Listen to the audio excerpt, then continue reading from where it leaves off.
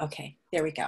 I'm going to be handing this off to Michaela Perman, and she will do the rest of the introductions from here. Thank you. Hi guys, so as she said, I'm Michaela Perman. I'm the Vice President of Astronomy Club, and our presentation tonight is going to be done by Ryan, and he'll give you more an explanation, but he's doing it on spy satellites. Okay, hello, good evening. I'm Ryan Summers. I will be presenting tonight. My presentation is The Secretive World of Spy Satellites, and let's get right into it.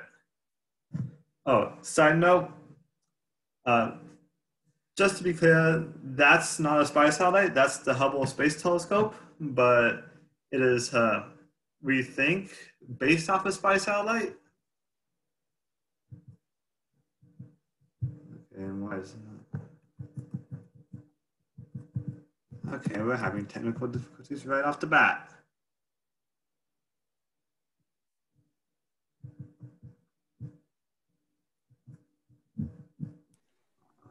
Ryan, when you shared your screen, click on your PowerPoint and then try and manipulate it from there. Okay, okay, now it's working. There you go. You're welcome. Been there, done that. Okay, little disclaimer beforehand. Spy satellites and their operations are generally kept top secret. The organizations that operate these satellites are often secretive as well. Due to the nature of the subject, the accuracy of this information may not be 100% correct. So, what is a spy satellite? Spy satellites are satellites specifically designed to observe and collect information on enemy fortifications, troop movements, and other information an adversary might not want seen or detected. What are the types of spy satellites? So everyone thinks of your classic spy satellite with the big cameras that flies over and takes a picture. But there's actually a whole range of different satellites. The first type is optical imagery, or IMIT, I believe is pronounced. These are your classic spy satellites with the big cameras. Then we also have radar imagery. These also fit under the category of IMIT. These use radars to detect objects, and they can see through clouds, and they can also be used during night. They are also very useful in finding ships. Then we have signals intelligence, or SIGINT. These satellites generally operate in geostationary orbit, and their main role is to basically look for signals and eavesdrop. They can also be used for electronics intelligence, and the abbreviations for those are COMET and ELINT. Other satellites include early missile warning satellites. These are kind of like optical imagery, where they detect the plume of a missile or the light given off by the motor. We also have nuclear explosion detection satellites. These are mainly used to enforce treaties. If you've ever heard of the Vela incident, which was an incident, I believe, in the 70s, where a bright flash was detected by the Vela satellite. It was believed to be a nuclear detonation by South Africa, I believe. But it wasn't confirmed. There wasn't any reports or any other evidence of a nuclear detonation. But this satellite saw something bright, and it said that's a nuke. As I said, these are mainly used to enforce treaties, mainly test ban treaties. And then the last type of satellite that could fit under the category of spy satellite is covert communications. These are exactly what they sound like, the communication satellites. They generally have encrypted communications instead of secretive. Here's some examples of what you might see or what a spy satellite might take pictures of. The two on the left are radar images. If you see all those bright specks in that black space on the far left image, those are ships. Then the center image is the Pentagon. That is what you might expect to see from a radar image. The image on the right comes from the optical imaging satellite. This image was posted by President Trump during our last, not crisis with Iran, but when tensions were high. They had a rocket that failed to launch, and we thought it was a good idea to go take pictures of it. President Trump later released this image, so that comes from a spy satellite. Early spy satellites. So the first spy satellite launched was aptly named Corona. Bad timing on that. It was launched by the U.S. in 1959 for the CIA with help from the Air Force. The Corona satellite was an optical imaging satellite that was mainly used to spy on the USSR, also known as the Soviet Union. It also spied on Vietnam and China, as well as a few other nations. These satellites were interesting because they had a pod that separated from the main satellite that contained the film and re-entered the atmosphere. I'm pretty sure it's the gold part on the front of the Corona image. If you see that gold ball looking thing, I'm pretty sure that's the re-entry probe. And if you look at the bottom of the page, you'll see a airplane catching one of those pods. They usually caught these off the coast of Hawaii, but this is a one of a kind, I believe, operation where no other satellite has really done this. The Soviets followed the US with the Zenit satellite, which was a modified version of the Vostok capsule. Vostok was used to launch cosmonauts into orbit, and they made a modified version of it to take pictures. The first Zenit satellite was launched in 1961. Who operates these satellites? Many countries operate spy satellites. The two biggest users are the United States and Russia. Another country that is starting to increase the use is China. And many European nations also operate small fleets of satellites. Japan and South Korea are also known to use spy satellites. So the United States. All United States spy satellites are operated by the National Reconnaissance Office, or NRO for short. The NRO works closely with the U.S. Armed Forces as well with American intelligence, such as the CIA and the NSA. No, the armed forces do not operate their own spy satellites. It is all run through the NRO.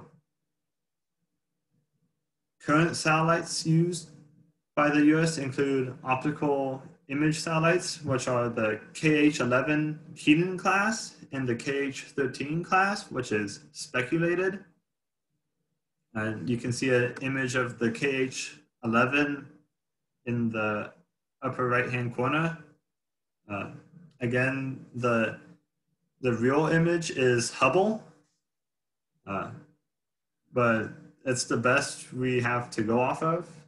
It was the reason why we think it kind of looks similar to a spy satellite is They were originally shipped in the same container, which makes us believe that it's roughly the same dimensions and the same shape. We also use radar imaging satellites, which I call the Lacrosse or Onyx class, which can be seen in the lower left. That one is not complete, I believe. It's also only speculated. So, and we also operate Topaz class. And we also operate many signals intelligence satellites, with the most well-known being the Orion class. That one is so top secret, I could not find any images of it. In the lower right, there's an image of all the optical imaging satellites that the US has used or has developed. If you want to take a look at that for a second.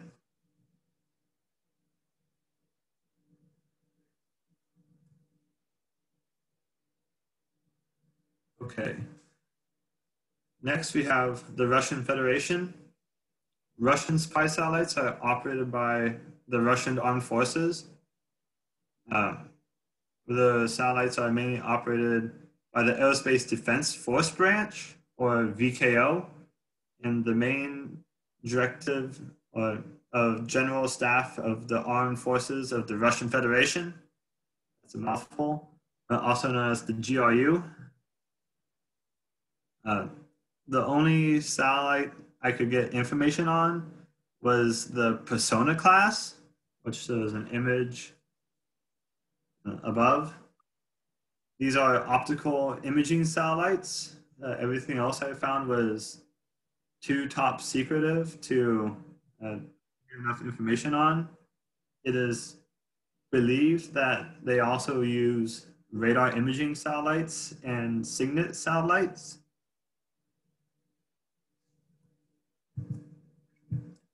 The People's Republic of China. China's spy satellite program is very secretive. It is thought that they do possess and use spy satellites. The only satellite that we have information about is this is how I'm going to butcher this, the Fenhui Shi Wing series.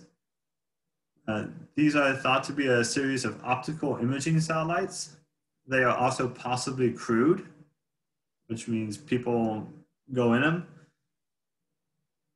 These satellites do have a heat shield made of oak, which I found interesting.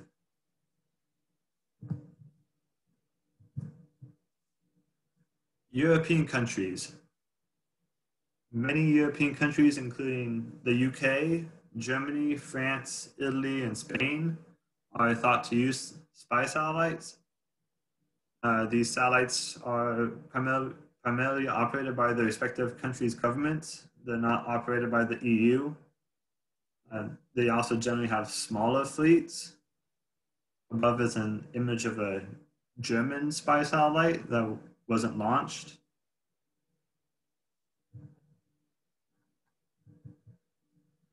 So speculated and interesting satellites.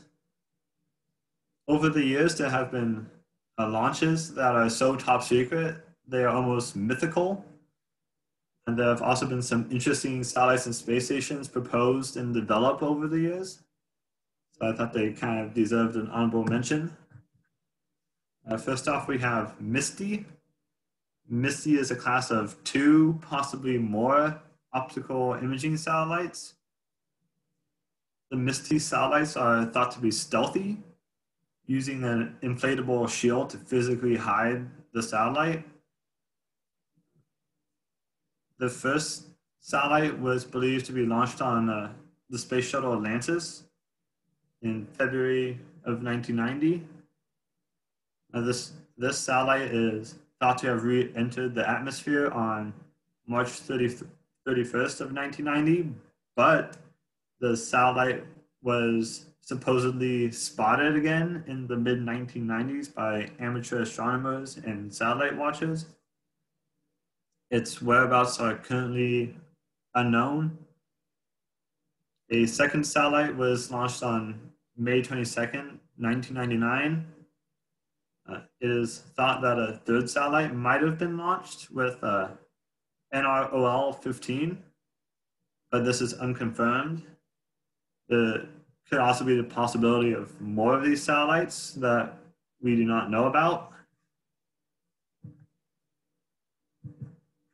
ZUMA. ZUMA is a secretive satellite. We have no idea what it's used for. It was launched for the US government. It was launched on a Falcon 9 in 2018, and a malfunction with the satellite and the payload adapter is reported to have kept the satellite from achieving orbit and the mission to fail. But amateur astronomers and satellite watchers have reported spotting ZUMA in orbit. Some of these claims have been debunked, but it's still not super confirmed if it's still in orbit or not. Now we go more to objects that were being developed. First off, we have the Manned Orbiting Laboratory, or MOLE. The MOLE was originally proposed by the Air Force as a single-use manned orbiting lab. This project used a modified Gemini capsule to shuttle the astronauts between Earth and the station. If you look at the leftmost image, that is the back of the Gemini capsule.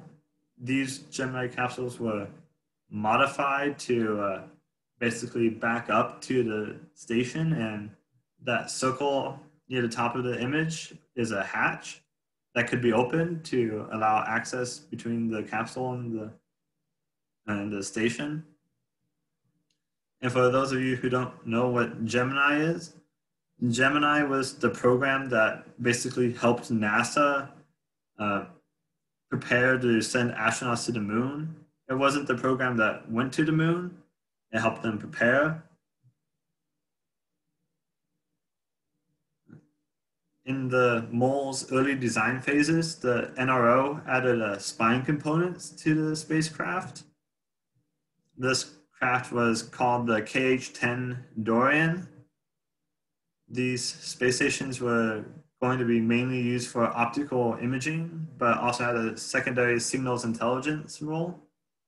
And the MOLE program was canceled in June of 1969. Just another side note, KH stands for keyhole. All US optical imaging satellites are keyhole satellites. The last slide is on Lawmas. Lawmas was a manned reconnaissance station flown between 1973 and 1977. They are the Soviet equivalent of the MOLE, and only 3 stations were launched. These stations were Salyut 2, Salyut 3, and Salyut 5, with 2 being successful. Salyut 2 had an incident days after launch which depressurized the hull, and it was deorbited. These stations were the only space stations to ever be armed. They had a 23mm anti-aircraft cannon, which was intended to ward off invaders in case of a conflict. These were only ever tested. Apparently they worked pretty good from the reports. I'm not sure if they plan to use a turret or if they plan to move the actual, like the entire station with RCS or reaction control system thrusters. And that is my presentation. Thank you for showing up. Thank you for coming this evening. I hope you enjoyed. And yeah, thank you. Ryan, you have a question that was in the chat. It's from Michael Walls. If we assume the optical satellite is close to the Hubble design, how good is the clarity? How small of an object can it make out on Earth's surface? Okay. So all the actual clarity and stuff, that is top secret. From when I was researching this, I found something that says we could see down to 15 centimeters in resolution. So you could probably make out like a car or what model of a car, or you could see detail, but we don't have an exact answer. That is top secret. And we have a winner. If I had a prize, I would have loved to give it to them. Our furthest distance is technically from Chiang Mai, Thailand tonight. So that's pretty cool. Thanks for joining us. Any other questions? Ryan, why don't you tell us a little bit about yourself and what you're studying at Central? Okay. I am an ITAM major. That stands for Information Technology and Administrative Management. I specialize in cybersecurity. With the club, I am the webmaster, so I take care of the website, which we should probably put a link for that in the description. I was just running out to there. If one of the other club officers has it handy, please drop it in the chat for everyone. For those of you that are joining us, you're on my email list. So if you haven't gotten notice beforehand of upcoming events, I will add you in and you'll get our notices of other events. The club puts on star parties like this pretty much twice a month when school's in session on the second and the fourth Tuesdays at 8 o'clock. We have another one coming up in, when is the next one? On the 27th? 27th, I believe. 27th. And then we'll have one more in November. Our school is going to be closing for the fall early so that everyone can go home for Thanksgiving and be safe over the holidays. We'll have our first Saturday of the month planetarium shows at noon on November 7th, and then again on the first Saturday at December. And you guys will be getting notice of that. Nobody must have the website handy. Hang on one second, see if I can find it real quick. I think Dominic has a question. What are you looking for? The link for the club webpage. The only one I can come up with quickly is the presence, and that's not fun.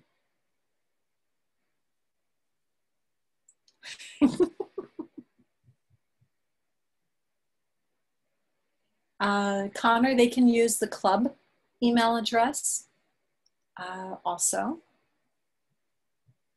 So let's see.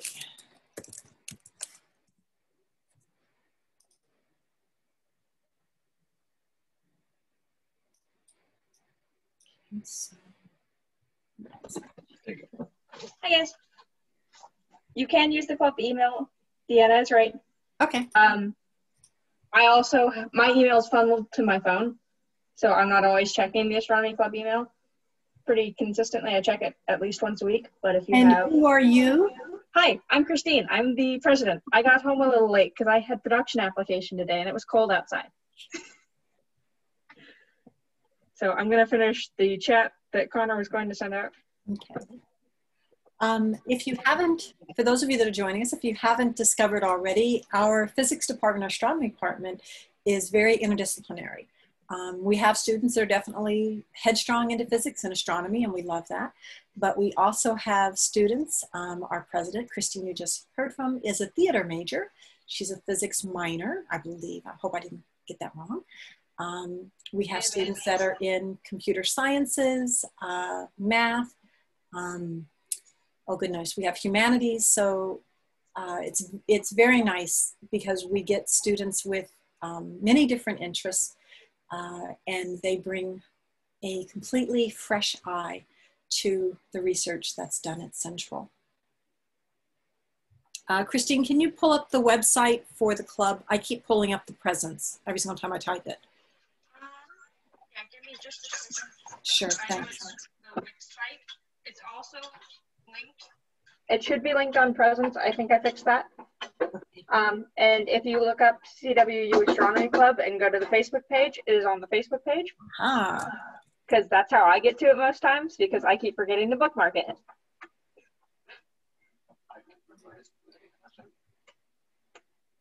So I need my phone. Let me pull that up real quick and I will put it in. That's where I'm headed to. Who can get there faster?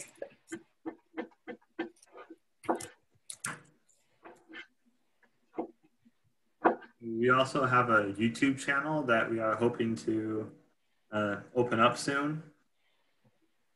There's a couple of videos on it if you want to check it out. I'm pretty sure it's CW Club. Ryan, Michael has another comment. When he was in Korea in 1973 up on the DMZ, he had a sonic boom every Thursday at 4:15. Reading about it now, the Koreans would shoot a missile, but their missile was always too slow. The sonic boom was from an SR-71.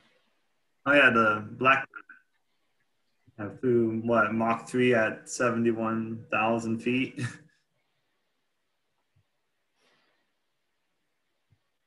Yeah, I love the stories of the Blackbird, how they would always shoot missiles, and its only offensive capability was its speed.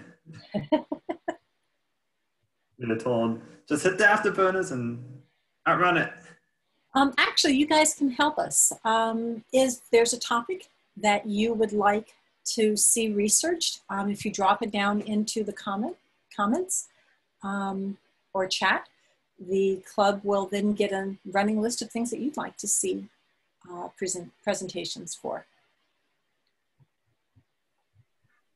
And also based on that, on our website, there's a subscribing form, so you can get added to our email list. So you can get all of our information and meeting links, so you can come see us more and have fun.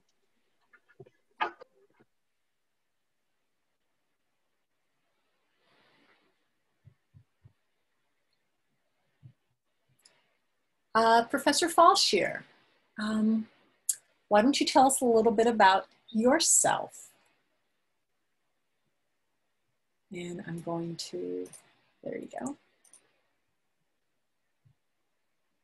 Hopefully she's around. There she is. Sorry, yeah, I just had to do the unmute. I'm not going to start my video because I've been cleaning the bathroom, so I don't have,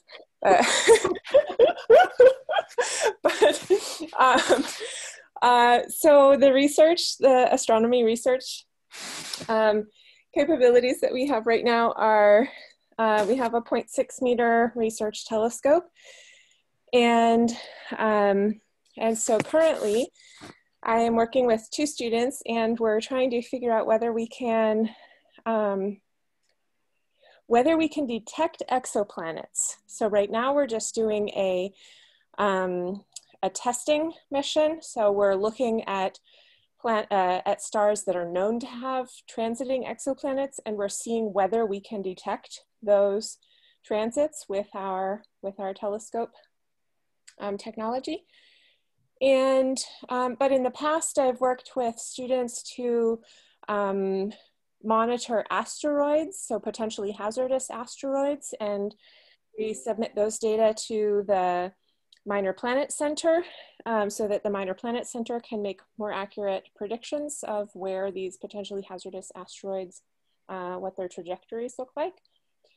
And I've worked with students in the past to monitor the, about a year ago, Betelgeuse, the bright star in Orion, started behaving interestingly. It dimmed quite significantly, and so we were monitoring that and submitting those data to the Variable Star Observatory, or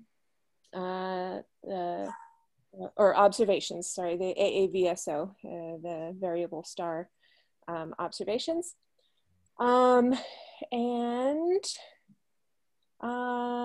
think those are kind of the main observational projects. I've also done some work using Herschel data, so that's a space telescope. And so I've had some students look into, so just doing computer so database searches and then some visualization, so programming exercises to see if we could figure out what's going on in this in star formation regions.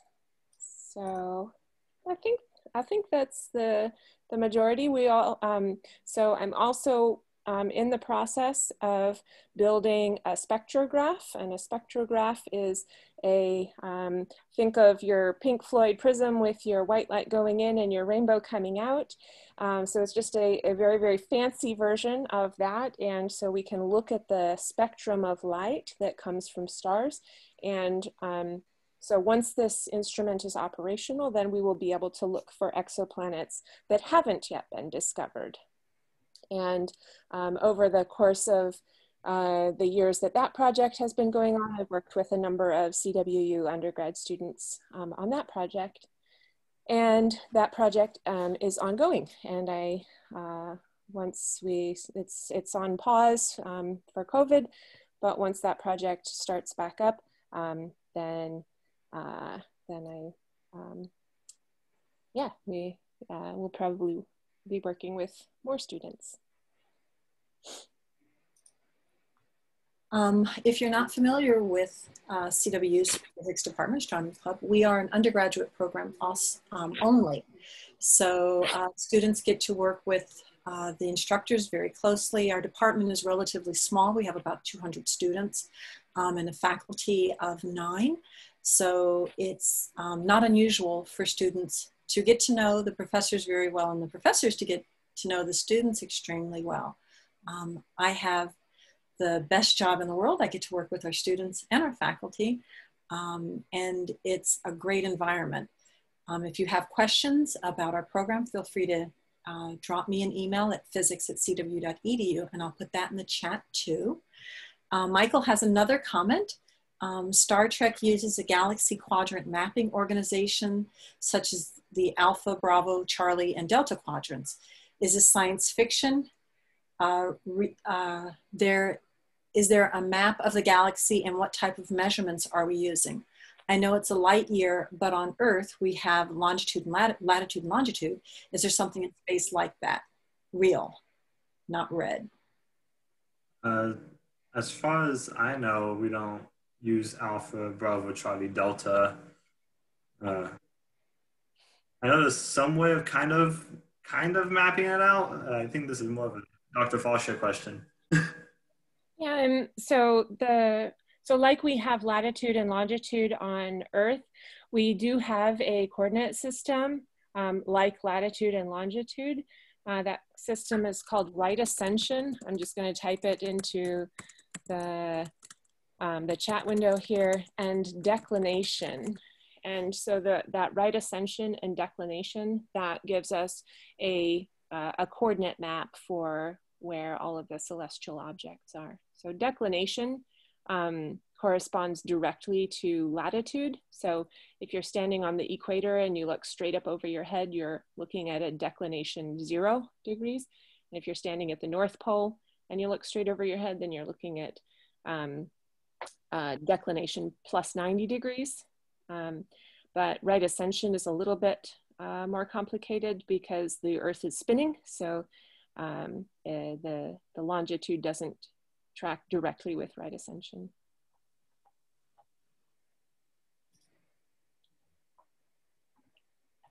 Do we use it in space?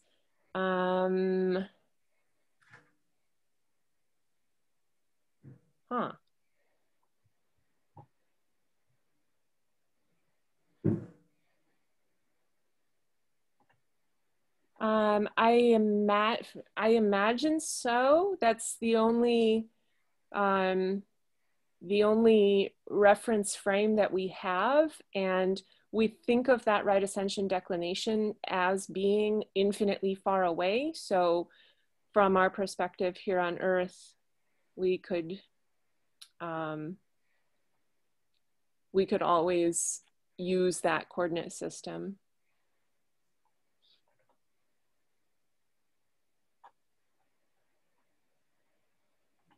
Yeah, on the moon, you would also use it. So the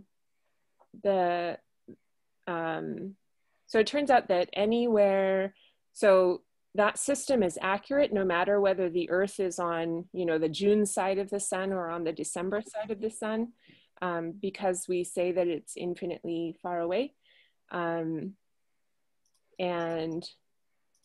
so, yeah, the moon being so close to us would also, could also use that system.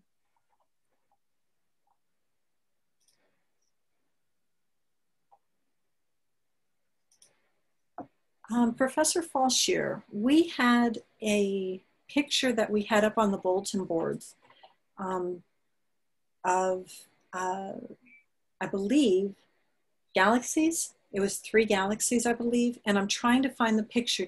Do you happen to know where it is on the shared drive? Do you know which one I'm referring to? Do you mean the images that were taken by 201 students and put up on the... Yep. Yeah. Do you remember what year that was? That was spring 20... Either spring 2018 or spring 2019.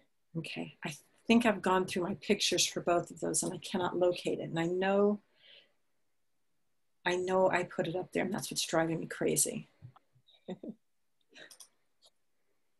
I'm just trying to find TVs.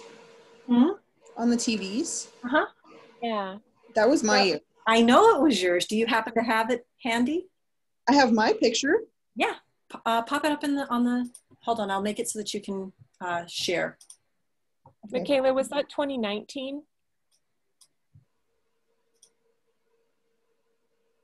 I think I took it 2 years ago. Yeah, so 2019.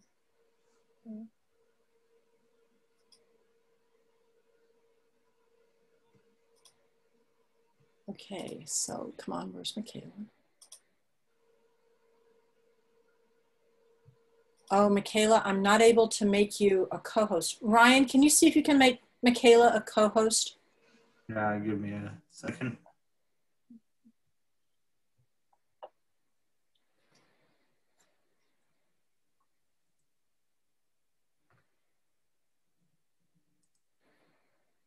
Okay, she should be a There you co-host. go.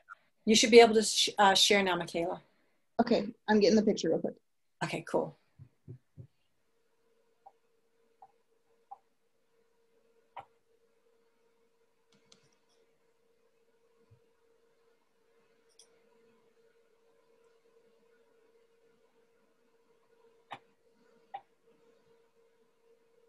If we have any more questions, we'll be happy to answer them.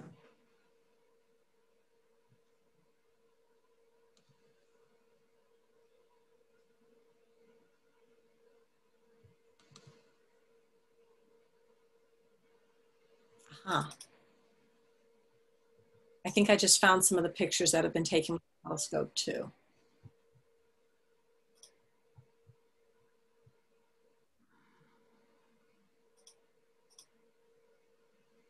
Oh, that's of the telescope, okay. Well, that might be interesting.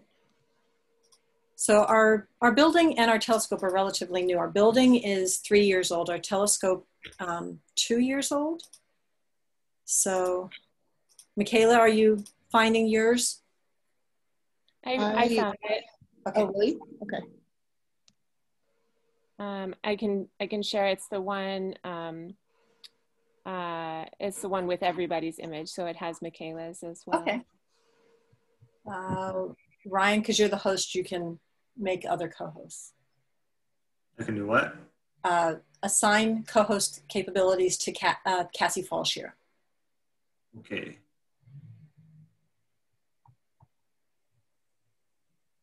Dr. Falshear now be a co-host. Yep.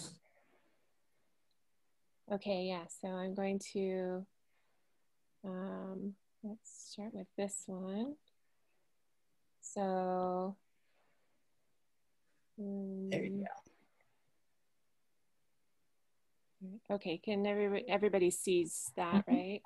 Okay, so the one on the left here, so all 3 of these images were taken with the 0.6 meter telescope on the roof of the Discovery Hall. So this is M81. It's a spiral galaxy, also called Bode's galaxy. That image was taken by Josie Fensky. This is an image of the Ring Nebula, also called M, or that stands for Messier 57. And so this is a planetary nebula, and there's right at the center, you can see here a white spot, and that's a white dwarf star. So that's the final stage for what our star will become in a couple billion years. And so then this nebula is just expelling its material out in this ring-like structure. Most likely it's actually in a spherical shape. It's just that the way that we see through the thickness of that sphere, we see the different colors in the different bands.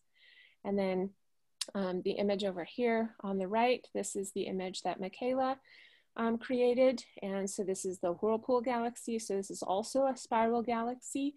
And there's a second irregular type galaxy right here. And that galaxy is, so these two galaxies are merging together. So at some point in the future, they will be completely merged, and you won't be able to distinguish this as a second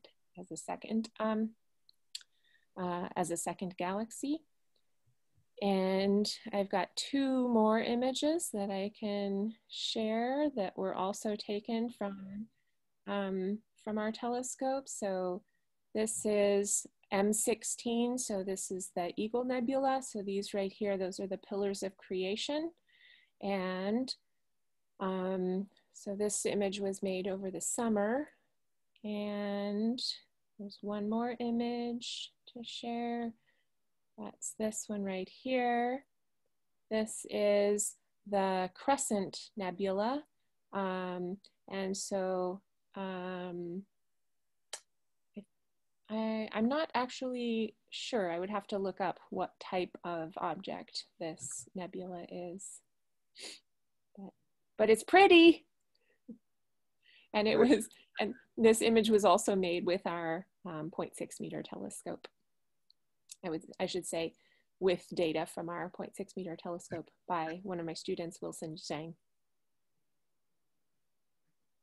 I feel like I'm back in 101.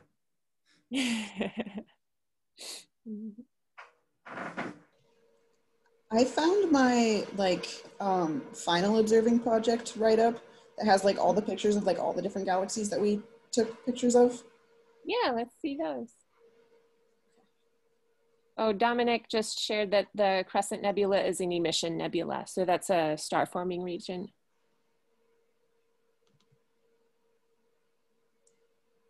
Just a little plug.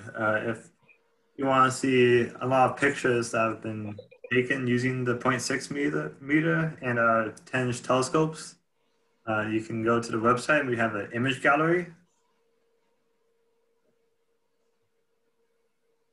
Michaela, are you able to get your screen shared? There she goes. Did that work? Mm-hmm. Okay. So this is the M51 here. This one's M63. And these were the spiral galaxies that we looked at. These were bar galaxies. So this one is NGC 4236 right here. And this one right here is NGC 4631.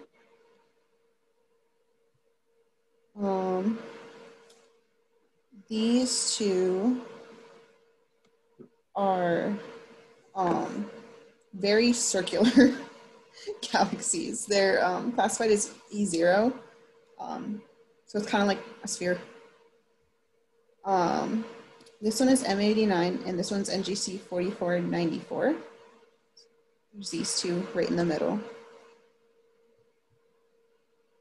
And then these ones are more I guess, ovally shaped. They're classified as E5. This one is NGC 4473, and this one is M59 here. Yeah, so that was the ones that we had.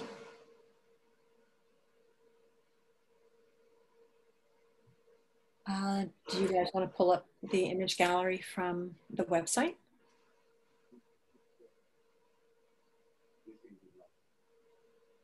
While somebody works on that, if there's things that you want to see from Astronomy Club, like things you'd like to see us do next quarter, because I'm trying to put together an idea board for that,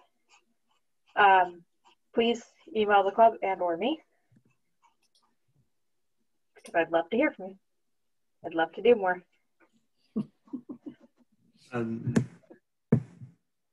I can bring up the website image gallery real quick.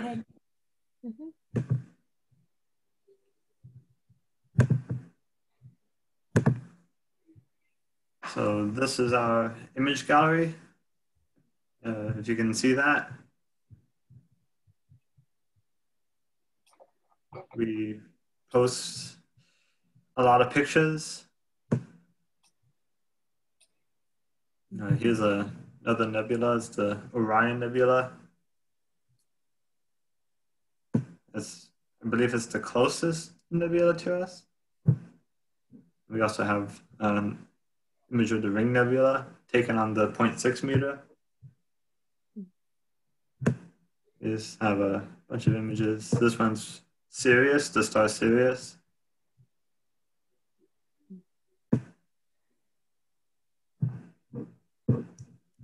And we have the Eskimo Nebula, which I took from my backyard.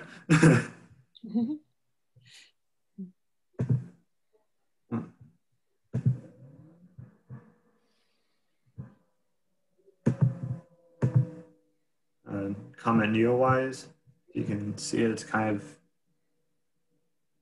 less center. Maybe center. Another Neowise. And yeah, I believe those are all our images. We should be posting some more soon. Oh, here's Venus. Yeah.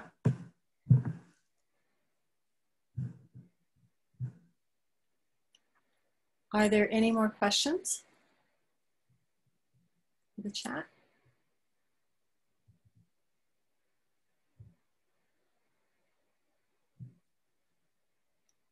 Well, if there's no more questions, Astronomy Club, do you guys have any more comments? Does anybody want to see the Astronomy Club baby that just woke up? Of course we want to see the Astronomy Club baby. Just for reference, the Astronomy Club baby is my daughter, Macy. She just woke up and is very mad about it. Normally she's asleep about now. Can you say hi? Can you wave? So this is the Astronomy Club baby.